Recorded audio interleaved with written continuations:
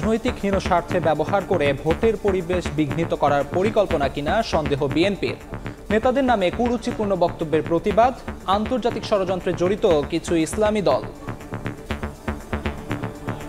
এই হত্যাকাণ্ডের ঘটনা কোনো রাজনৈতিক স্বার্থসিদ্ধির জন্য ব্যবহার হচ্ছে কিনা এবং এর মাধ্যমে আসন্ন জাতীয় নির্বাচনের পরিবেশকে বিঘ্নিত করার জন্য বিশেষ কোনো মহলের প্ররোচনায় এই ধরনের ঘটনাকে অজুহাত হিসেবে ব্যবহার করা হচ্ছে কিনা এ নিয়ে সন্দেহ করবার যথেষ্ট অবকাশ রয়েছে। একটা বিরাট সমর্থন বিএনপির প্রতি, এইটিকে খণ্ডিত করার জন্য একটি আন্তর্জাতিক চক্রান্ত রয়েছে, সেইখানে পা দিয়েছেন ইসলামী দল। দেখছিলেন প্রধান শিরোনাম। দুপুরের সময় সঙ্গে আছি আমি সাদিক হাসান ইমন এবং আমি আমিরুল ইসলাম আলিফ। এবার অন্যান্য শীর্ষ সংবাদ। রাজনৈতিক দলগুলোর সঙ্গে ঐকমত্য কমিশনের বৈঠক, সংসদের দ্বিকক্ষ নারী আসন নিয়ে আলোচনা, রাষ্ট্র পরিচালনায় নারীর সম্মানজনক অবস্থান চান আলী রিয়াজ। আন্দোলনে হাজারো নারীর সাহসী ভূমিকা, গণ অভ্যুত্থানের অবদান স্মরণে পালিত হচ্ছে জুলাই কন্যা দিবস। র্যালি, চলচ্চিত্র প্রদর্শন, কনসার্ট ও ড্রোন শোর আয়োজন।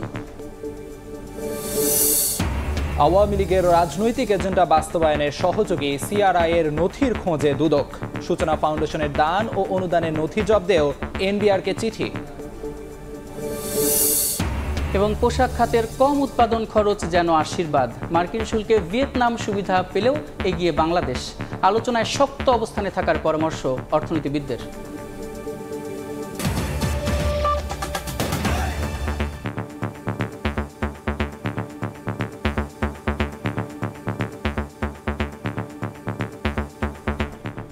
মিটফোর্ড হত্যা রাজনৈতিক হীন স্বার্থে ব্যবহার করে ভোটের পরিবেশ বিঘ্নিত করার পরিকল্পনা কিনা এমন সন্দেহ প্রকাশ করেছে বিএনপি।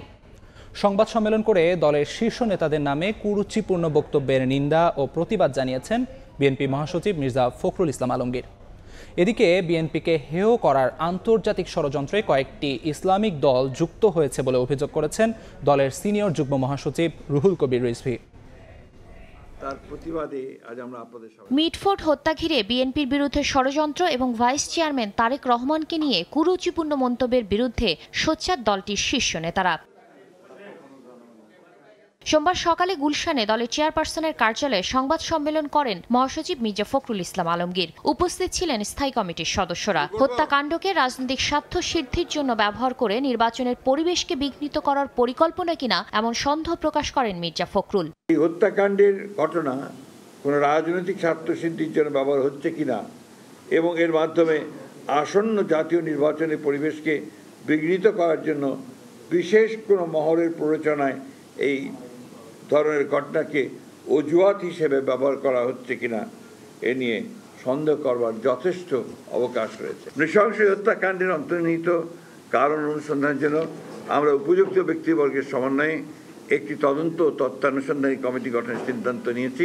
একটি রাজনৈতিক দলের মিছিলের আয়োজন এবং কুরুচিপূর্ণ স্লোগান দিয়ে আবারও ফ্যাসিবাদের যুগে ফিরিয়ে আনা হচ্ছে কিনা এমন প্রশ্নও বিএনপির। ঐক্যবদ্ধ জাতিকে বিভক্ত করতে কোনো দলের হীন স্বার্থে দেশ ব্যর্থ হতে দেওয়া হবে না বলেও হুঁশিয়ার করেন বিএনপি মহাসচিব। পরিকল্পিতভাবে দেশের বৃহত্তম জনপ্রিয় দলের বিরুদ্ধে কুৎসা রটনা, কুরুচিপূর্ণ এমন বক্তব্য প্রদানের বিরুদ্ধে আমরা তীব্র প্রতিবাদ, নিন্দা ও ঘৃণা প্রকাশ করছি। ঐক্যবদ্ধ জাতিকে বিভক্ত করার ষড়যন্ত্রকারীদের মুখোশ আজ উন্মোচিত।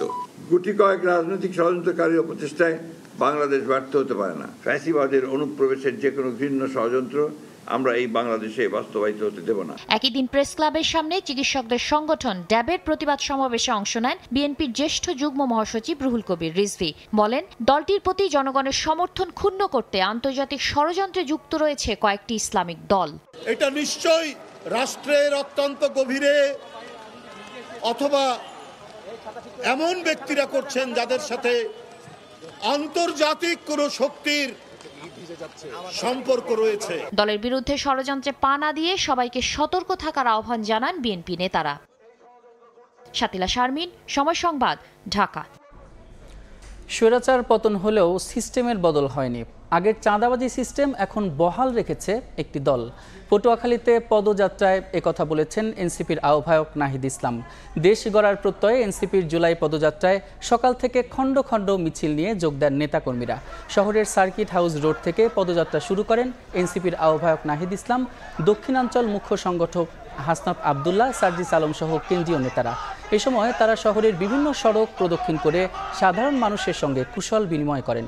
পরে বক্তব্য দক্ষিণাঞ্চলের মুখ্য সংগঠক হাসনাত আবদুল্লাহ বলেন, দেশ গড়ার লড়াইয়ে সব বাধা জয় করতে হবে।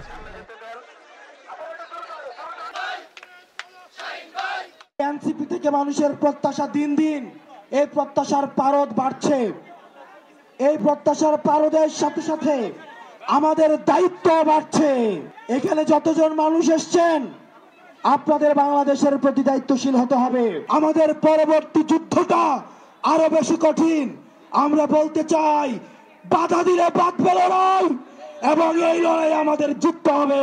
সেই সিস্টেম, সেই চাঁদাবাজি, সেই দুর্নীতিকে আগে আরেকটা দল পাহারা দিত, এখন নতুন আরেকটি দল পাহারা দিচ্ছে। সেই সিস্টেম চাঁদাবাজিকে আরেকটি দল এখন টিকিয়ে রাখছে। আমরা স্পষ্টভাবে বলেছিলাম, আমরা শুধু হাসিনার পতন নয়, সেই দুর্নীতি, সেই মাফিয়া সিস্টেমের পতন চেয়েছি। আমরা এই জন্য বুঝেছিলাম ফ্যাসিবাদী ব্যবস্থার বিলোপ এবং নতুন রাজনৈতিক বন্দোবস্ত প্রতিষ্ঠা করতে হবে। দেশ গড়তে এনসিপির জুলাই পদযাত্রা এখন পটুয়াখালী। সেখানে আছেন সহকর্মী অপূর্ব অপু, সরাসরি যাচ্ছি তার কাছে। জুলাই পদযাত্রা উত্তরবঙ্গ থেকে যেটি শুরু হয়েছিল এখন দক্ষিণে চলছে। দক্ষিণের পটুয়াখালীতে আজকে 14তম দিনে এনসিপি নেতারা গ্রাম থেকে গ্রামে ছুটে বেড়াচ্ছেন। কিছুক্ষণ আগে বৃষ্টি উপেক্ষা করেই শহরের সার্কিট হাউসের সামনের সড়কে অস্থায়ী মঞ্চে এখানে পথসভা করেছে। তার আগে দুপুর 12টার দিকে সার্কিট হাউসের এই সামনের সড়ক থেকে তারা বেরিয়েছে, গণসংযোগ করেছে, কথা বলেছে, বিভিন্ন শ্রেণী পেশার মানুষের সাথে কুশল বিনিময় করেছে। শহরের বিভিন্ন সড়ক ঘুরে দুপুর 1টার দিকে শহরের সার্কিট হাউসের সামনে এখানে অস্থায়ী মঞ্চে এনসিপির কেন্দ্রীয় নেতারা বক্তব্য রেখেছেন। নাহিদ ইসলাম বক্তব্য রেখেছেন দক্ষিণাঞ্চলের মুখ্য সংগঠক হাসনাত আবদুল্লাহ, সার্জিস আলম এই সভায় সঞ্চালনার মধ্য দিয়ে স্থানীয় এবং কেন্দ্রীয় নেতারা বক্তব্য রেখেছেন এবং বেশ কিছু তারা বার্তা দিয়েছেন। তারা বলছেন, বিশেষ করে নাহিদ ইসলাম আহ্বায়ক এনসিপির, তিনি অভিযোগ করেছেন, বার্তা দিয়েছেন যে তাদের এনসিপির কার্যক্রমের বিরুদ্ধে নানান ধরনের প্রোপাগান্ডা চালানো হচ্ছে, দেশ এবং বিদেশে তাদের কার্যক্রমকে থমকে দেবার চেষ্টা চালানো হচ্ছে। এবং তিনি অভিযোগ করেছেন, নাহিদ ইসলাম তিনি তার বক্তব্যে বলেছেন যে মুজিববাদ সংবিধান দেশকে এগোতে দেয়নি, সেই মুজিববাদ সংবিধান এবং দেশে যে চাঁদাবাজি চলছে সেটি বিএনপি পাহারা দিচ্ছেন বলে অভিযোগ করেছেন এনসিপির আহ্বায়ক নাহিদ ইসলাম। তিনি সেই অভিযোগ করেছেন এবং সেই জায়গা থেকে এনসিপির নেতাকর্মীদেরকে ঐক্যবদ্ধ থেকে, বিশেষ করে তরুণ সমাজকে ঐক্যবদ্ধ থেকে যে চেতনায় 24-এর চেতনার মধ্য দিয়ে জুলাই বিপ্লবে নতুন বাংলাদেশ বিনির্মাণ করেছে সেটি ধরে রেখে আগামীতে সুখী সমৃদ্ধ দেশ গড়ার প্রত্যয় ব্যক্ত করেছেন। এবং এই বৃষ্টি উপেক্ষা করেই আজকে শহরের বিভিন্ন সড়ক তারা প্রদক্ষিণ করে এখানে পথসভা করেছে। পথসভা শেষ করে এই মাত্রই, অর্থাৎ দুপুর 2টার দিকে, আমি যখন এখন কথা বলছি তার কয়েক মিনিট আগে এখান থেকে তারা গাড়ি বহন নিয়ে বেরিয়েছে। তারা বেরিয়ে আজকে বিকেলে বরগুনাতে পথসভা রয়েছে, সেখানে বিভিন্ন শ্রেণী পেশার মানুষের সাথে কথা বলবে। বরগুনা শেষে আগামীকালকে সকালে ভোলা, দ্বীপ জেলা ভোলায় সেখানে পথসভা করবে এবং বিকেলে বরিশালে পথসভা করবে। এখানে বেশ কিছু বার্তা দিয়েছেন দক্ষিণাঞ্চলের যে মুখ্য সংগঠক হাসনাত আবদুল্লাহ। তিনি তার বক্তব্যে বলেছেন যে 29তম জেলা হিসেবে তারা 1 জুলাই থেকে জুলাই বিপ্লবের পদযাত্রা শুরু করেছে, সেটি জেলায় জেলায় তারা ঘুরে বেড়াচ্ছেন এবং সাধারণ মানুষের সাথে কথা বলে তারা তাদের রাজনৈতিক ইশতেহার গঠন করবে। সেই রাজনৈতিক ইশতেহারের মধ্য দিয়ে আগামীর বাংলাদেশ তারা কেমনভাবে করবে সেই বার্তাটি দিয়েছেন। তো বৃষ্টির মধ্যেই তারা তাদের এনসিপির পদযাত্রা, জুলাই পদযাত্রা অব্যাহত রেখেছে। আমার কাছে দুপুর পর্যন্ত এতটুকুই সবশেষ খবর ছিল। পটুয়াখালী থেকে এনসিপির জুলাই পদযাত্রার সবশেষ খবর জানাচ্ছিলেন সহকর্মী অপূর্ব অপু। রাষ্ট্র পরিচালনায় নারীর সম্মানজনক অবস্থান প্রতিষ্ঠিত করতে হবে বলে মন্তব্য করেছেন ঐক্যমত্য কমিশনের সহসভাপতি অধ্যাপক আলী রিয়াজ। সংস্কার ইস্যুতে রাজনৈতিক দলগুলোর সঙ্গে জাতীয় ঐক্যমত্য কমিশনের ২য় দফায় ১৩তম দিনের বৈঠকের শুরুতে তিনি একথা বলেন। 14 জুলাই গণ অভ্যুত্থানের গুরুত্বপূর্ণ দিন উল্লেখ করে আলী রিয়াজ বলেন, এই দিনে নারী শিক্ষার্থীরা তাদের অপমানের জবাব দিতে প্রতিবাদে মুখর হয়েছিলেন। নারীকে দমিয়ে রাখলে রাষ্ট্র পিছিয়ে যাবে বলেও মন্তব্য করেন তিনি। ঐকমত্য কমিশনের আজকের বৈঠকে নারীর সংসদীয় আসন এবং দ্বিকক্ষ বিশিষ্ট সংসদ বিষয়ে আলোচনা হবে। আলোচনায় রাজনৈতিক দলগুলো ঐকমত্যে পৌঁছাবে বলে আশা কমিশনের সহসভাপতির। রাজনীতিতে রাষ্ট্র গঠনে আইন প্রণয়নে প্রাতিষ্ঠানিকভাবে নারীকে মর্যাদার সঙ্গে অংশগ্রহণের পথ আমরা তৈরি করতে পারবো। সে জায়গায় আমরা এক জায়গায় আসতে পারবো, ঐক্যমত্য তৈরি করতে পারবো, সেটা আমরা আশা করি। তাদের গৌরবোজ্জ্বল ভূমিকার কারণে আন্দোলন যেভাবে বেগবান হয়েছিল সে কথা স্মরণ করে তাদের যে ভূমিকা, সেই ভূমিকাকে যেন আমরা প্রাতিষ্ঠানিক রূপ দিতে পারি বাংলাদেশের রাষ্ট্র পুনর্গঠনের ক্ষেত্রে। সেজন্যই আমরা মনে করি যে প্রাতিষ্ঠানিকভাবেই সাংবিধানিকভাবেই সমতার মর্যাদায় নারীকে অভিযুক্ত করার জন্য আমাদের ব্যবস্থা গ্রহণ করা দরকার। রাজধানীর ফরেন সার্ভিস একাডেমিতে ঐকমত্য কমিশনের সঙ্গে বৈঠক শেষে কথা বলছেন রাজনীতিকরা। সরাসরি চলে যাচ্ছি সেখানে। তবে অবশ্যই নির্বাচন করেই নারীদের নির্বাচিত করতে হবে। একই সাথে আমরা বলেছি দ্বিতীয় যে প্রস্তাব ওনারা আজকে করেছেন সেটা হচ্ছে নির্বাচনে অংশগ্রহণকারী রাজনৈতিক দলগুলোর মধ্যে যে সকল রাজনৈতিক দল 25 বা ততোধিক আসনে প্রতিদ্বন্দ্বিতা করবে সেই সকল রাজনৈতিক দল তাদের মধ্যে প্রার্থীর মধ্যে ন্যূনতম 1/3 আসনে নারী প্রার্থিতা নিশ্চিত করবে। আমরা মনে করছি এটা অনেক উন্নততর প্রস্তাব। এই প্রস্তাব নিয়ে আমরা আপত্তি করিনি, কিন্তু আমরা বলেছি সেই সময় এখন বাংলাদেশে হয়নি। প্রসঙ্গক্রমে আমরা তুলে ধরেছি, এটা আপনারা অনেকেই আমার থেকে ভালো জানেন।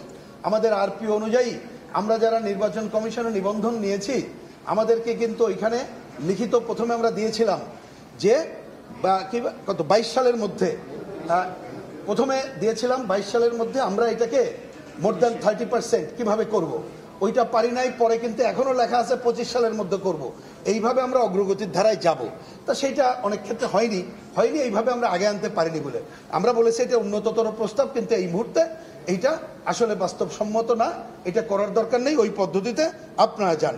আর পরে যে সংবিধান সংশোধনে এক্ষেত্রে বলা হয়েছে আমরা বলেছি যদি ওইভাবে সম্ভব হয় যে আসন সংখ্যা বৃদ্ধি এবং সরাসরি নির্বাচন তাহলে কেবলমাত্র করবেন।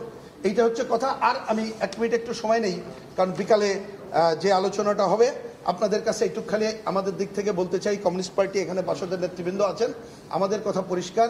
উচ্চ কক্ষ এবং নিম্ন কক্ষ যে আলোচনা হবে আমরা প্রথম দিনই এটা বলেছি, বাংলাদেশের বাস্তবতায় এখন উচ্চ কক্ষ নিম্ন কক্ষ 2 কক্ষের প্রয়োজন নাই। নির্বাচন হতে হবে 1 কক্ষ, এবং যাতে করে ভালো পার্লামেন্টারি সিস্টেমে সবাই জিতে আসতে পারে, ভালো ভালো প্রার্থীরা, সেটা করতে হবে। এবং স্থানীয় সরকার যদি আমরা শক্তিশালী দক্ষ এবং এই জায়গায় করি তাহলে এইভাবে আনুপাতিক হারে ভাবা যেতে পারে। কিন্তু এখন যে বাস্তবতা তাতে আনুপাতিক হারের আলোচনার দরকার নেই। যে পদ্ধতিতে আছে সেই পদ্ধতিতে 300 আসনে নির্বাচন হওয়া দরকার বলে মনে করি। কথাটা ঐকমত্য কমিশনের সঙ্গে বৈঠক শেষে কথা বলছিলেন রাজনীতিকরা। সরাসরি যুক্ত ছিলাম সেখানে। জুলাই আগস্টের গণহত্যার আরও একটি মামলার বিচার শুরুর আদেশ দিয়েছেন আন্তর্জাতিক অপরাধ ট্রাইব্যুনাল। চানখারপুলে 6 জনকে হত্যা মামলায় সাবেক ডিএমপি কমিশনার হাবিবুর রহমান হাবিব সহ 8 জনের বিরুদ্ধে অভিযোগ গঠন করেছেন ট্রাইব্যুনাল। মামলার সাক্ষ্য গ্রহণের দিন ধার্য করা হয়েছে 11 আগস্ট। এদিন আরও 5 মামলার শুনানি হয় ট্রাইব্যুনালে।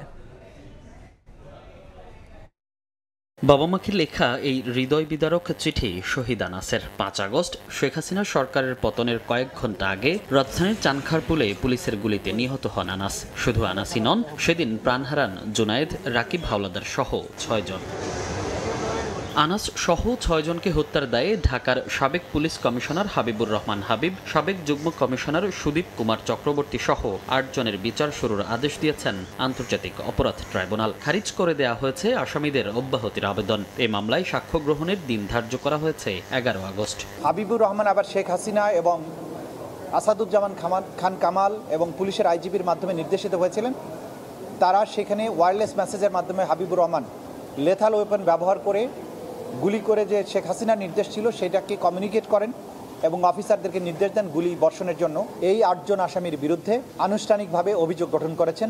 মানবতা বিরোধী অপরাধ সংগঠনের মাধ্যমে 6 জন তরুণকে গুলি করে হত্যা করা। স্টেটমেন্টের জন্য দিন ধার্য করা হয়েছে এবং 11ই আগস্ট থেকে এই মামলার আনুষ্ঠানিক সাক্ষ্য গ্রহণ শুরু হবে। এদিন নারায়ণগঞ্জের 7 খুনের দায়ে মৃত্যুদণ্ডপ্রাপ্ত সাবেক র্যাব কর্মকর্তা তারেক সাইদ, মাসুদ রানা, আরিফ হোসেনকে কারাগারে জিজ্ঞাসাবাদের অনুমতি দিয়েছেন ট্রাইব্যুনাল। গুমের মামলায় তদন্তের স্বার্থে এ অনুমতি পান তদন্ত সংস্থা। এই মামলার অন্যতম আসামি সাবেক সেনা কর্মকর্তা জিয়াউল আহসান। জিয়াউল আহসানের বিভিন্ন গুম করার নির্দেশ দেয়া বা বিভিন্ন অপরাধের ব্যাপারে তাদের জানাশোনা আছে। এই যে 3 জন ব্যক্তির ব্যাপারে আমরা বলেছি তাদেরকেও জিজ্ঞাসাবাদ করা দরকার, কিন্তু যেহেতু তারা অন্য একটা মামলায় মৃত্যুদণ্ড প্রাপ্ত হয়ে হাই সিকিউরিটি প্রিজনে আছেন, তাদের জিজ্ঞাসাবাদ করার জন্য আদালতের অনুমতি প্রয়োজন। এদিন আরও 5 মামলায় শুনানি হয় আন্তর্জাতিক অপরাধ ট্রাইব্যুনাল 1-এ। হাজির করা হয় সাফারের আসহাবুল ইয়ামিন হত্যা মামলার 3 আসামি ও রামপুরায় কার্নিশে ঝুলে থাকা আমির হোসেনকে গুলির মামলায় এএসআই চঞ্চল চন্দ্র সরকার সহ 2 জনকে। এছাড়া 2016 সালে কল্যাণপুরের জাহাজবাড়িতে জঙ্গি নাটক সাজিয়ে 9 তরুণকে হত্যা মামলায় সাবেক আইজিপি শহীদুল হক, সাবেক ডিএমপি কমিশনার আসাদুজ্জামান মিয়া সহ 3 জনকে ট্রাইব্যুনালে হাজির করা হয়। এসব মামলার তদন্ত শেষ করতে সময় নেন প্রসিকিউশন। মনির হোসাইন, সময় সংবাদ, ঢাকা। এই মুহূর্তে আন্তর্জাতিক অপরাধ ট্রাইব্যুনালে আছেন সহকর্মী আফজাল হোসেন, সরাসরি যাচ্ছি তার কাছে। আফজাল, জুলাই আগস্টের গণহত্যার দ্বিতীয় মামলা হিসাবে রাজধানীর চাংখারপুলের যে মামলা, সেই মামলার আনুষ্ঠানিক বিচার শুরু হয়েছে এবং আজকে এই শুরুর আদেশ দিয়েছেন এবং এই মামলায় 8 জন আসামি, এর মধ্যে 4 জন আসামি পলাতক রয়েছেন আর 4 জন আসামি আদালতের কাঠগড়ায় উপস্থিত ছিলেন। তারা নিজেকে নির্দোষ দাবি করেছেন। আদালত এই মামলায় আসামিদের অব্যাহতির যে আবেদন সেটি খারিজ করে দিয়েছেন এবং আগামী 10 আগস্ট এই মামলায় রাষ্ট্রপক্ষের যে ওপেনিং স্টেটমেন্ট সেটির জন্য দিন ধার্য করেছেন এবং 11 আগস্ট সাক্ষ্য গ্রহণের দিন ধার্য করেছেন। এর বাইরে আজকে আরও 5টি মামলা শুনানি হয়েছে, তার মধ্যে গুমের মামলা আরেকটি এবং এই মামলায় প্রধান আসামি শেখ হাসিনা এবং এই মামলায় 11 জনের বিরুদ্ধে ওয়ারেন্ট জারি হয়েছিল। এর মধ্যে একজন আসামি সাবেক সেনা কর্মকর্তা জিয়াউল আহসান, তিনি কারাগারে রয়েছেন। আর নারায়ণগঞ্জের 7 খুন মামলার যে 3 জন কর্মকর্তা র্যাবের সাবেক, তাকে এই 7 খুন মামলার মৃত্যুদণ্ড হয়েছে। এই 3 জনকে জিজ্ঞাসাবাদের জন্য একটি আবেদন জানানো হয়েছিল। যেহেতু 3 জন আসামি কারাগারে রয়েছেন, আদালত সেই অনুমতি দিয়েছেন। 3 জন আসামি হচ্ছেন মাসুদ রানা, তারেক সাইদ এবং আরিফ হোসেন। এরা 3 জনই 7 খুন মামলায় মৃত্যুদণ্ডপ্রাপ্ত আসামি। এর বাইরে আরও যে 4টি মামলা শুনানি হয়েছে, তার মধ্যে রয়েছে একটি মামলা রয়েছে সাভারের মামলা, যেই মামলায় আসহাবুল ইয়ামিনকে হত্যা করা হয়েছিল। সেই মামলায় আজকে শুনানির দিন ধার্য ছিল। তদন্ত রিপোর্ট দাখিল করার জন্য সময় চেয়েছিলেন ট্রাইব্যুনালের প্রসিকিউশন, সেই সময়টি মঞ্জুর করা হয়েছে। এর বাইরে নারায়ণগঞ্জের একটি মামলা ছিল, জুলাই আগস্টের গণহত্যার মামলা। নারায়ণগঞ্জে আপনারা জানেন 40 জন শহীদ হয়েছিল। এই মামলায় 8 জন আসামির বিরুদ্ধে গ্রেফতারি পরোয়ানা জারি করা হয়েছিল, কিন্তু এখন পর্যন্ত কোনো আসামিকে গ্রেফতার করা যায়নি এবং আদালত প্রসিকিউশন এই মামলায় তদন্তের জন্য 3 মাস সময় চেয়েছিল। আদালত 12ই অক্টোবর এই মামলার পরবর্তী দিন ধার্য করা হয়েছে। এছাড়া রামপুরায় একটি ঘটনা ঘটেছিল, অনেক আলোচিত ঘটনা, যে রামপুরায় কার্নিশে একজন ব্যক্তি ঝুলেছিলেন, পুলিশ তাকে লক্ষ্য করে গুলি ছুড়েছিল এবং সেই গুলিতে তিনি মারা যাননি, তিনি বেঁচে আছেন, সেই আমির হোসেন। এই মামলায় 2 জন পুলিশ কর্মকর্তাকে হাজির করা হয়েছিল। 2 জন পুলিশ কর্মকর্তাকে হাজির করলেও প্রসিকিউশন 3 মাস সময় চেয়ে আবেদন করেছিল তদন্ত শেষ করার জন্য। আদালত সময় মঞ্জুর করেছেন এবং 14/9/2025 এই মামলার তারিখ ধার্য করেছেন এবং আরও যে মামলাগুলো ছিল সেই মামলাগুলোর তদন্তের সময় কিন্তু বাড়িয়ে দিয়েছেন আন্তর্জাতিক অপরাধ ট্রাইব্যুনাল। তো এই ছিল আন্তর্জাতিক অপরাধ ট্রাইব্যুনাল থেকে আমার কাছে সবশেষ খবর। আন্তর্জাতিক অপরাধ ট্রাইব্যুনাল থেকে যুক্ত ছিলেন সহকর্মী আফজাল হোসেন। মাসব্যাপী জুলাই উদযাপন ও জুলাই স্মৃতি জাদুঘরের কাজের অগ্রগতি নিয়ে গণভবনে ব্রিফ করছেন সংস্কৃতি উপদেষ্টা। সরাসরি যাচ্ছি সেখানে। এবং একজন কলেজের মানে স্নাতক পর্যায়ের সরকারি কলেজের, এটাও আমি মনে করি একটা সিগনিফিকেন্ট দিক যে সবাইকে নিয়ে সবাই মিলে আজকে শহীদ মিনারে এই উৎসবটা হবে সন্ধ্যা 6টা থেকে। সেখানে শুরু হবে জাতীয় সঙ্গীতের মধ্য দিয়ে, এরপরে ডকুমেন্টারি দেখানো হবে 3টা। একটা হচ্ছে জুলাই উইমেন, বানিয়েছে another July women Raka Noshin Nawar. এছাড়া দেখানো হবে you fail to kill Abrar Fahad, আর একটা ডকুমেন্টারি, এবং আরেকটা হচ্ছে জুলাই বিষাদ সিন্ধু। এই 3টা ডকুমেন্টারির পাশাপাশি ওখানে গান করবেন, আপনারা জানেন, শায়ান, এলেটা করিম, পারশা। আর ব্যান্ডগুলোর মধ্যে থেকে থাকছে হচ্ছে এফ মাইনর, সমগীত এবং রেবেল নামে একটা ব্যান্ড আছে। আমি বোধহয় আরেকটা ব্যান্ডের নাম ভুলে গেলাম, ইলালালা, রাইট, আমি ইলাকে ভুলে গেছি। সো এখানেও দেখেন পারফরমেন্স যারা করছে তারা প্রত্যেকে আসলে ফিমেল। এর বাইরে আমরা আজকের একটা মেজর প্রোগ্রাম নিয়ে কথা বলতে চাই। আপনারা জানেন যে এলিটা করিম, আমি এলিটার নামটা ভুলে গেছি, সরি, স্মৃতি থেকে বলতে গেলে যেটা হয়, এলিটা করিমও আজকে শহীদ মিনারে আছেন। আর এছাড়া আমাদের আরেকটা মেজর প্রোগ্রাম হচ্ছে আজকে নারায়ণগঞ্জে।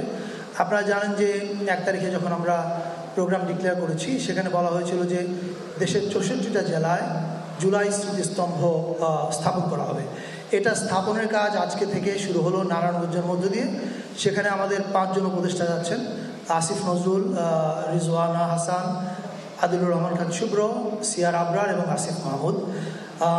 এই 5 জন উপদেষ্টা ওখানে যাওয়াটা একটা বার্তা দেয় যে এটা আসলে আমাদের জন্য খুব সিরিয়াস কাজ, এবং আমরা বিশ্বাস করি নারায়ণগঞ্জে যেটা শুরু হলো 4 আগস্টের মধ্যে সারা দেশে এই স্মৃতিস্তম্ভের কাজ শেষ হবে। এবং এই স্মৃতিস্তম্ভটা হচ্ছে টেক্সট বেস। আপনারা জানেন যে এবার জুলাইয়ের আন্দোলনে লাইন, টেক্সট, কথা, স্লোগান, কবিতা এগুলো খুব গুরুত্বপূর্ণ ছিল। ওইগুলো দিয়েই এই স্মৃতিস্তম্ভটা তৈরি হচ্ছে। এছাড়া আপাতত আমি আর কি কিছু বলার আছে? আরেকটা কথা বলতে চাই, চিটাগংয়ে যারা আছেন এবং রংপুরে যারা আছেন তাদের উদ্দেশ্যে। আপনারা জানেন যে 16 জুলাই আমাদের জুলাই শহীদ দিবস। সেদিন আমাদের বেশ কয়েকজন উপদেষ্টা রংপুরে যাচ্ছেন বিশ্ববিদ্যালয়ে, ওখানে আবু সাইদ স্মরণীয় অনুষ্ঠান আছেন, তারাও সেখানে অংশ নেবেন।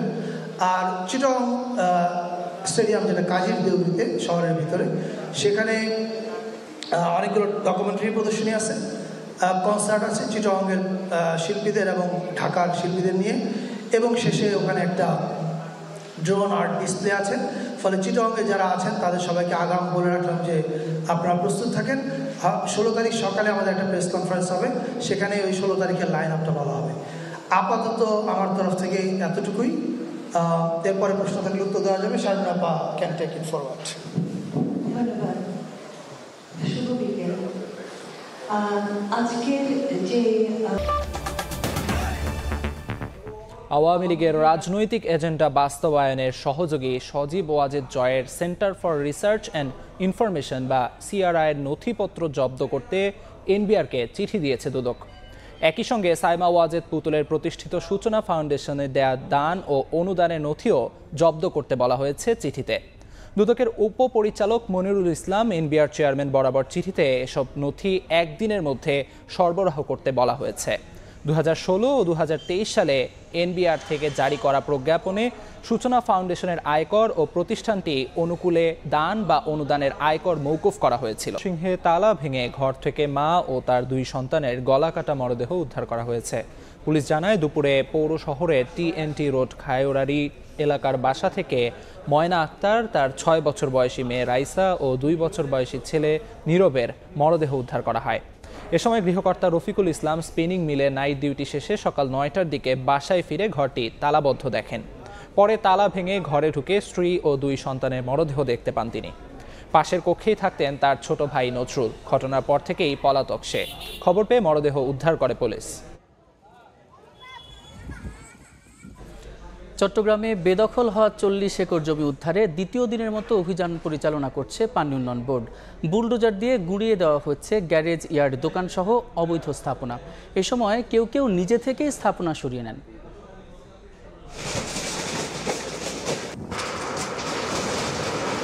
বুলডোজার আর এক্সকাভেটর দিয়ে ভেঙে ফেলা হলো অবৈধ স্থাপনা। সোমবার সকালে নগরীর বাংলাবাজার এলাকায় দ্বিতীয় দিনের উচ্ছেদ অভিযানে নামে পানি উন্নয়ন বোর্ড। তাদের সহায়তা করে পুলিশ, সেনাবাহিনী ও জেলা প্রশাসন। 40 একর জায়গা দখল করে গড়ে তোলা হয় গাড়ি রাখার শেড, গ্যারেজ, দোকান, ব্যবসা প্রতিষ্ঠান ও রেস্টুরেন্ট, যার বেশিরভাগই গড়ে তুলেছিলেন আওয়ামী লীগের সরকারের প্রভাবশালীরা। আমাদের 2টো টিম কাজ করছে, এখানে একটা টিম আছে আর দক্ষিণ কাটলিতে আরেকটা টিম আছে। আমরা কিন্তু পাশাপাশি দেখছেন RCC পিলার এবং কাঁটাতারের বেড়া দিচ্ছি এবং এটা কন্টিনিউ করব এবং পার্মানেন্ট ডিমার্কেশনের জন্য আমরা বাজেটও চেয়েছি। উচ্ছেদ অভিযানের খবর পেয়ে অনেকে নিজ থেকেই স্থাপনা সরিয়ে নেন। সরকার দরকার হলে আমি রাখা পারব, আমার বিল্ডিং এও তো যদি লাগে দিয়ে দেব। এখানে গাড়ি ছিল, ইকুইপমেন্টের মালামাল, বিভিন্ন সেন্টারিং মালামাল ছিল, এখনো আছে, এগুলো শিফটিং করতেছে। অভিযানে বেদখল হওয়া 15 একর জমি উদ্ধার করেছে পানি উন্নয়ন বোর্ড। পার্থপ্রতিম বিশ্বাস, সময় সংবাদ, চট্টগ্রাম। বরগুনায় জেলা নির্বাচন অফিসে আগুনে পুড়ে গেছে ভোটার তালিকা, ল্যাপটপ এবং প্রিন্টার। ফায়ার সার্ভিস জানায় সকাল 7টার দিকে বৈদ্যুতিক শর্ট সার্কিট থেকে জেলা নির্বাচন অফিসের 2য় তলার একটি কক্ষে আগুন লাগে। পরে নির্বাচন অফিসের কর্মীদের সহযোগিতায় ফায়ার সার্ভিস আগুন নিয়ন্ত্রণ আনে। অগ্নিকাণ্ডে ভোটার তালিকা, ল্যাপটপ এবং প্রিন্টার পুড়ে গেছে বলে জানিয়েছেন জেলা নির্বাচন কর্মকর্তা।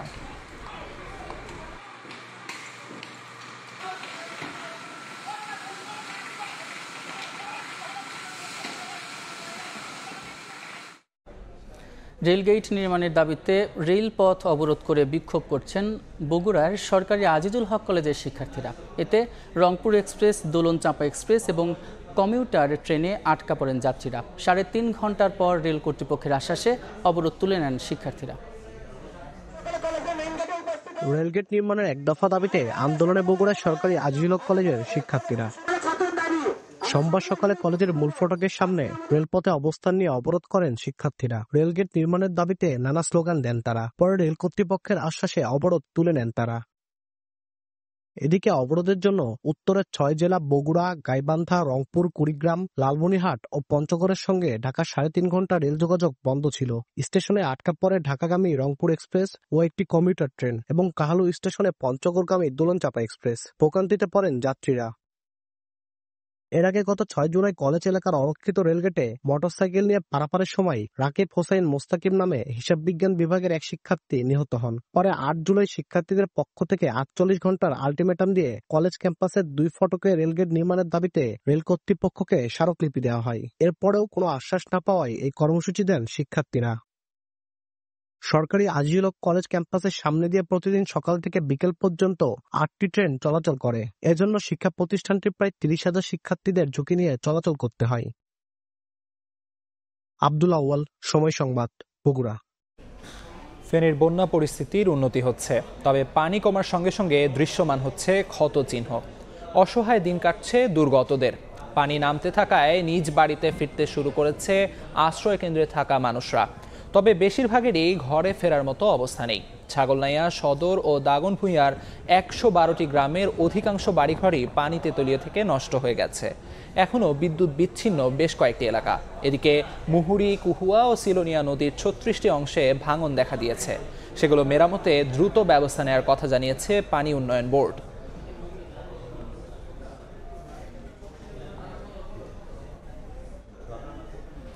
টানা 1 সপ্তাহের বৃষ্টিতে জলাবদ্ধতার কবলে পটুয়াখালীর বিস্তীর্ণ ফসলি জমি। পানিতে তলিয়ে নষ্ট হয়ে গেছে আমন ধানের বীজতলা। মৌসুমের শুরুতেই বড় ধরনের ক্ষতির মুখে কৃষকরা। এই অবস্থায় অনাবাদি থেকে যেতে পারে জেলার অনেক জমি। বিস্তারিত জানাচ্ছেন শিকদার জাবির হোসেন, ক্যামেরায় ছিলেন তৌকিব পেঁদা। কোথাও হাঁটু পানি, কোথাও আবার কোমর পানি। টানা বৃষ্টিতে ডুবে আছে ফসলি মাঠ। পটুয়াখালীতে টানা 1 সপ্তাহের বৃষ্টিতে জলাবদ্ধতার কবলে আমন ধানের জন্য তৈরি করা বীজতলা। কৃষি বিভাগের তথ্যমতে চলতি আমন মৌসুমে পটুয়াখালীতে 13,120 হেক্টর জমিতে বীজতলা করার লক্ষ্যমাত্রা নির্ধারণ করা হয়েছিল। এর মধ্যে 3,739 হেক্টর জমির বীজতলা তৈরি হয়েছিল, কিন্তু বৃষ্টিতে প্রায় 2,042 হেক্টরের বীজতলা নষ্ট হয়ে গেছে। নতুন করে তৈরি করতে সময় নষ্ট ও খরচ বেড়ে যাওয়ায় দুশ্চিন্তায় কৃষক। টানা 1 সপ্তাহ বৃষ্টির ভিতরে এই আমার বীজগুলো সব ডুবিয়ে গেছে, এখন তো সব পচে গেছে। একখানি জমির ভুঁই বীজ সব নষ্ট হয়ে গেছে। এখন যে বীজ হালামো এরকম কোনো সম্বল আমার কাছে নাই। ধান পাওয়া যায় না, কিছু পাওয়া যায় না, টাকা পয়সা নাই মানুষের, কিভাবে কি করবে এরকম কোনো চিন্তা ভাবনা এখন মাথা কাজ করে না। সরকারিভাবে কোনো সহযোগিতা হইতে তাহলে একটু সুবিধা হইতো আমাদের জন্য। এই অবস্থায় ক্ষতি পুষিয়ে নিতে সরকারি সহযোগিতা ও আবহাওয়া স্বাভাবিক হওয়ার দিকে তাকিয়ে কৃষকরা। তবে আর্থিক প্রণোদনা সহ ক্ষতিগ্রস্তদের সব ধরনের সহযোগিতার আশ্বাস কৃষি বিভাগের। সামনে যদি আবার কোনো বৃষ্টিপাত না হয় এবং যদি জোয়ারে পানিতে নিমজ্জিত না হয়, সেক্ষেত্রে সম্পূর্ণ আবাদ করা সম্ভব হবে বলে আমরা মনে করি। চলতি মৌসুমে জেলায় 1,90,000 হেক্টর জমিতে আমন ধানের আবাদ করার লক্ষ্যমাত্রা নির্ধারণ করা হয়েছে। শিকদার জাবির হোসেন, সময় সংবাদ, পটুয়াখালী। মার্কিন শুল্কে ভিয়েতনাম কিছুটা সুবিধা পেলেও খরচে উৎপাদনে এগিয়ে রয়েছে বাংলাদেশ। একইভাবে মার্কিন বাজারে বাংলাদেশি তৈরি পোশাকের সবচেয়ে বড় প্রতিযোগী দেশ চীন, ভারত থেকে পোশাকের ক্রয়াদেশ বাড়ালে গুনতে হবে বাড়তি দাম, কারণ সেসব দেশে সর্বনিম্ন মজুরি বাংলাদেশের চেয়ে বেশি। এমন হিসাব করছে অর্থনীতিবিদরা বলছেন, মার্কিনরা সাশ্রয়ী মূল্যে পোশাক চাইলে বিকল্প নেই বাংলাদেশের। আবারও বৈঠকে বসার আশ্বাসে মত দ্বিমতে 11 জুলাই শেষ হয়েছে বাংলাদেশ মার্কিন দ্বিতীয় দফার শুল্ক আলোচনা। এরপরেই সামনে এসেছে এখন পর্যন্ত ট্রাম্পের আরোপ করা 35% শুল্ক কার্যকর হলে মার্কিন বাজারে কি টিকে থাকতে পারবে বাংলাদেশ? প্রথমেই আসা যাক তৈরি পোশাক শিল্পে। গেল বছর বাংলাদেশ থেকে যুক্তরাষ্ট্রে রফতানি করা $840 কোটি আয়ের মধ্যে 735 কোটি এসেছে তৈরি পোশাক থেকে। বাজারটিতে বাংলাদেশের সবচেয়ে বড় প্রতিযোগী চীন, ভিয়েতনাম। আমাদের জন্য খুব বেশি পরিমাণ ভয়ের কোনো কারণ নাই, কারণ আমাদের অনেক কষ্ট বেশি হইলেও আমাদের কিছু কিছু কষ্ট কম, সব মিলিয়ে আমরা একটা প্রতিযোগিতামূলক জায়গায় থাকবো। তথ্য বিশ্লেষণ বলছে 20% মার্কিন শুল্ক নিয়ে বাংলাদেশের চেয়ে কিছুটা সুবিধাজনক অবস্থানে থাকলেও উৎপাদন খরচে পিছিয়ে রয়েছে ভিয়েতনাম। কারণ বাংলাদেশে যেখানে সর্বনিম্ন মাসিক মজুরি $113, ভিয়েতনামে অঞ্চলভেদে রয়েছে $140 থেকে $200। একইভাবে ভারতের শুল্ক 26% হলেও মজুরি রয়েছে $148 থেকে $182। এ অবস্থায় অর্থনীতিবিদরা বলছেন, যতটা সস্তা দামে বাংলাদেশি পোশাক পায় যুক্তরাষ্ট্র, এই মানের পোশাক এর চেয়ে কম দামে পাবে না আর কোনো দেশে। তাই শুল্ক আলোচনায় বাংলাদেশকে শক্ত অবস্থানে থাকার পরামর্শ তাদের। তড়িঘড়ি করে কোনো ধরনের ছাড় আমাদের দেওয়া উচিত না, বেসিক প্রিন্সিপালের খুব বেশি বিপরীতে গিয়ে। কিছু টুকটাক যেখানে আমার মনে হয় কাছাকাছি আছে, অন্যান্য দেশের সাথে মোটামুটি আমেরিকা বা সেখানে কিছু আমদানি বাড়ানোর শুল্ক অ্যাডজাস্টমেন্টের ব্যবস্থা করা যেতেই পারে।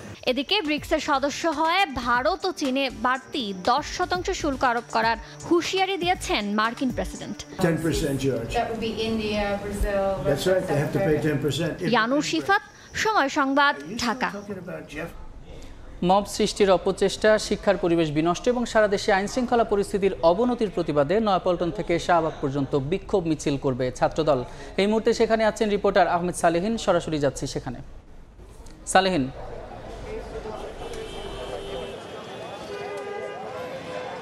গোপন তৎপরতায় মব সৃষ্টির অপচেষ্টা এবং শিক্ষাঙ্গনে শিক্ষার সুষ্ঠু পরিবেশ বিনষ্ট এবং একই সঙ্গে দেশে আইন শৃঙ্খলা পরিস্থিতির অবনতির প্রতিবাদে আজকে নয়াপল্টনে বিএনপির কেন্দ্রীয় কার্যালয়ের সামনে থেকে জাতীয়তাবাদী ছাত্র দল তারা বিক্ষোভ মিছিল করবে। দুপুর 2টায় মিছিল শুরু হওয়ার কথা থাকলো, কিন্তু এখনও সে মিছিল শুরু হয়নি। তবে নেতাকর্মীরা নয়াপল্টনে বিএনপির কেন্দ্রীয় কার্যালয়ের সামনে জড়ো হয়েছেন, তারা কার্যালয়ের সামনে অবস্থান করছেন এবং ছোট ছোট মিছিলগুলি নিয়ে আসলে নয়াপল্টনের কেন্দ্রীয় কার্যালয়ের সামনে আসা শুরু করেছে। যেহেতু বৃষ্টি হচ্ছে, বিরূপ আবহাওয়া, যে কারণে এই মিছিলটি শুরু হতে কিছুটা সময় বিলম্বিত হচ্ছে।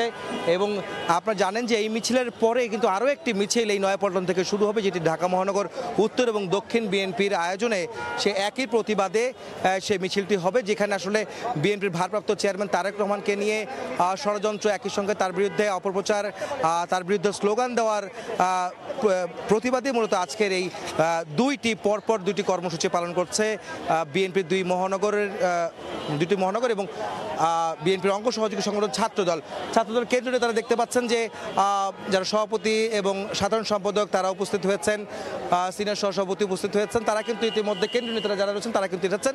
কিছুক্ষণের মধ্যেই এই মিছিলটি শুরু হবে বলে আমরা জানতে পেরেছি। এই মিছিলটি নয়াপল্টন থেকে শুরু করে সেই মিছিলটি শাহবাগে গিয়ে শেষ হবে, অর্থাৎ কাকরাইল হয়ে মৎস্য ভবন এবং ইঞ্জিনিয়ারিং ইনস্টিটিউটের সামনে দিয়ে রমনা হয়ে শাহবাগে গিয়ে এই মিছিলটি শেষ হবে। এবং তারপরে 4টা নাগাদ আসলে বিএনপির দুই মহানগর, ঢাকার উত্তর এবং দক্ষিণ মহানগর বিএনপি এই নয়াপল্টনে একটি সংক্ষিপ্ত সমাবেশ করে তারা সেই মিছিলটি তারাও বিক্ষোভ মিছিল করবেন। সেই মিছিলটি কিন্তু শুরু হওয়ার কথা রয়েছে।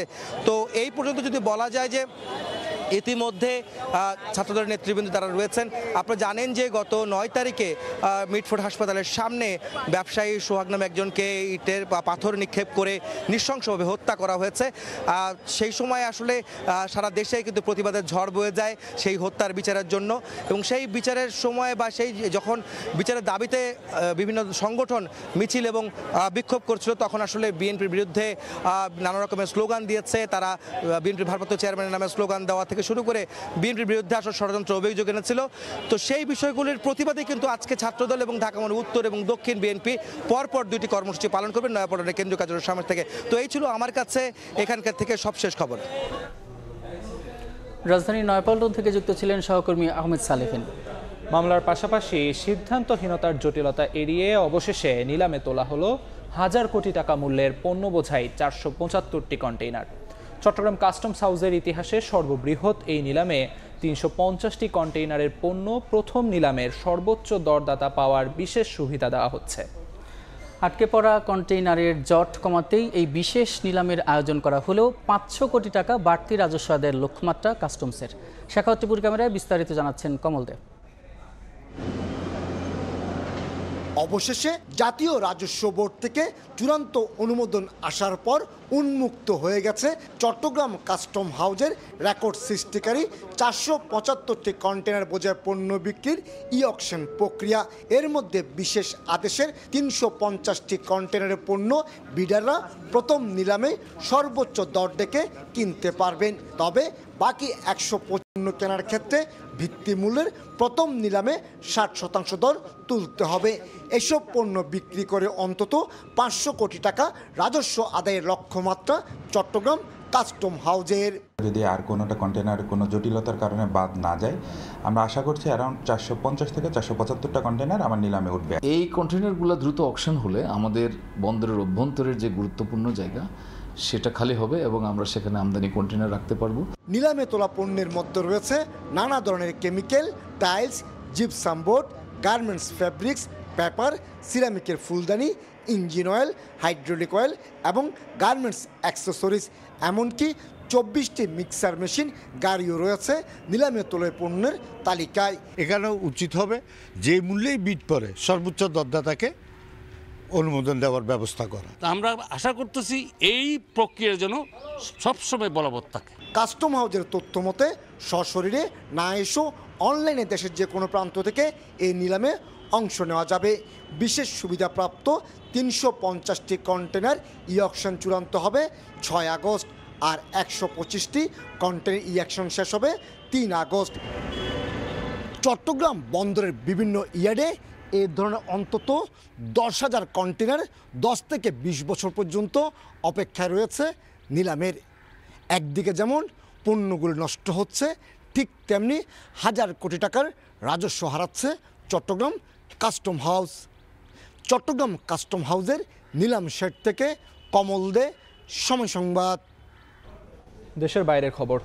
1 সপ্তাহের মধ্যেই গাজায় যুদ্ধবিরতি হবে বলে আশাবাদ ব্যক্ত করেছেন মার্কিন প্রেসিডেন্ট ডোনাল্ড ট্রাম্প। যদিও বিনিয়ামিন নেতানিয়াহুর দাবি যুক্তরাষ্ট্রের প্রস্তাবে ইসরায়েল রাজি হলেও হামাস তা প্রত্যাখ্যান করেছে। অন্যদিকে ফিলিস্তিনি সংগঠনগুলো বলছে যে কোনো আলোচনার একমাত্র ফলাফল হতে হবে সম্পূর্ণরূপে যুদ্ধ বন্ধ হওয়া। এদিকে উপত্যকাটিতে ইসরায়েলি হামলায় একদিনে নিহত হয়েছেন 74 ফিলিস্তিনি। গাজা উপত্যকায় আবারও রক্ত ঝরল ইসরায়েলি হামলায়। আল মাওয়াসি, খান ইউনিস, নুসাইরাত সহ বিভিন্ন স্থানে হামলায় প্রাণ হারিয়েছেন অনেক ফিলিস্তিনি। নিহতদের মধ্যে শিশু ও সাংবাদিক রয়েছেন। খান ইউনিসে আশ্রয় নেয়া শরণার্থীদের ত্রাণ কেন্দ্রে বোমা হামলায় হতাহত হয়েছেন অনেকেই। গাজা সিভিল ডিফেন্স জানায় পানি বিতরণ কেন্দ্রেও ড্রোন হামলায় নিহত হয়েছেন অনেকে। ইসরায়েলে অবরোধের কারণে ভয়াবহ অবস্থায় পৌঁছেছে গাজার জীবন ব্যবস্থা। বন্ধ হয়ে গেছে পানি বিশুদ্ধকরণ ও বর্জ্য ব্যবস্থাপনা কেন্দ্র, কার্যত অচল হয়ে পড়েছে হাসপাতালগুলো। ইনকিউবেটর, আইসিইউ, অপারেশন থিয়েটার সবই বন্ধ হওয়ার পথে। পাশাপাশি প্রয়োজনীয় ওষুধ সরবরাহও পৌঁছেছে শূন্যের কোঠায়। আল শিফা হাসপাতাল জানায় জ্বালানির ব্যবস্থা না হলে একদিনের মধ্যেই বন্ধ হয়ে যাবে চিকিৎসা কার্যক্রম। এদিকে যুক্তরাষ্ট্রের মধ্যস্থতায় স্টিভ উইটকফের প্রস্তাবে ইসরায়েল সম্মত থাকলেও হামাস তা প্রত্যাখ্যান করেছে বলে দাবি ইসরায়েলি প্রধানমন্ত্রী বিনিয়ামিন নেতানিয়াহুর। হামাস ও ফিলিস্তিনি ইসলামিক জিহাদ স্পষ্ট জানিয়েছে যে কোনো আলোচনা হবে যুদ্ধ শেষ, সম্পূর্ণরূপে ইসরায়েলি সেনা প্রত্যাহার এবং সীমান্ত খুলে দেওয়ার শর্তে।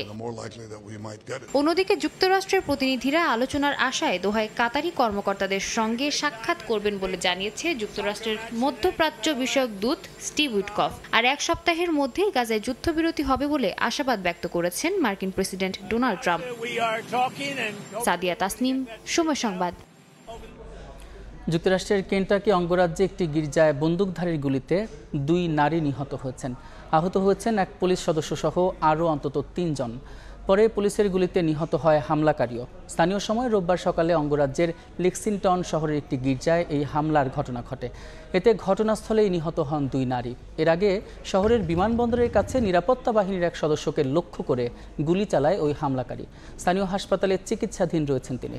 নিরাপত্তা বাহিনীর ওই সদস্যের ওপর গুলি চালিয়ে বন্দুকধারী গাড়ি ছিনতাই করে ওই গির্জায় গিয়ে হামলা চালায়। পরে পুলিশের পাল্টা গুলিতে নিহত হয় সে। হামলাকারীর পরিচয় এখনও প্রকাশ করেনি কর্তৃপক্ষ। এই ঘটনার পর শহর জুড়ে নিরাপত্তা জোরদার করা হয়েছে।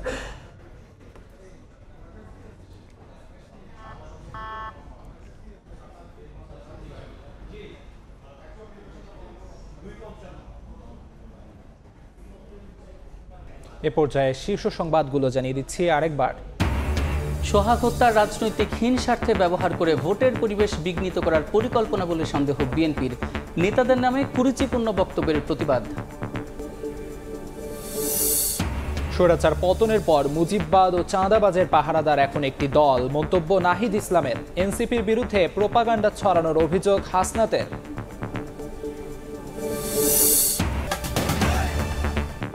এই ছিল দুপুরের সময়। সঙ্গে থাকুন সময়।